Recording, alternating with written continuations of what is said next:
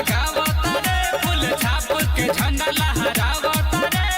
फूल छाप जिंदाबाद, नीतीश चाचा के विरोधी सब फराक रही। कमल के फूल तेरा से खिलले रही, कमल के फूल तेरा से खिलले रही। फूल छाप जिंदाबाद जिंदाबाद जिंदाबाद, तीर छाप जिंदाबाद जिंदाबाद जिंदाबाद।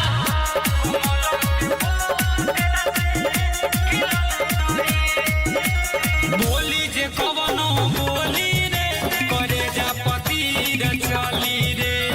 आवे दे फेर से शासन में, विरोधियन के बंद होई बोली रे। फूल छाप जिंदाबाद, बोली जे कवनो बोली रे, करे जा पतीर चली रे।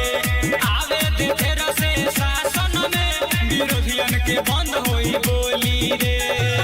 तीर छाप के फैन सब आगे बढ़े, कमल के फूल तेरा से खिलले रही।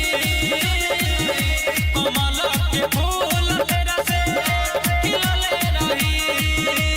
मोदी योगी जिंदाबाद जिंदाबाद जिंदाबाद, तीर छाप जिंदाबाद जिंदाबाद जिंदाबाद।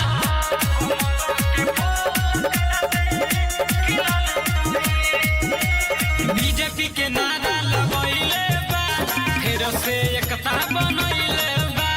कमल के झंडा बा हाथ में, बिहार के जनता बा साथ में।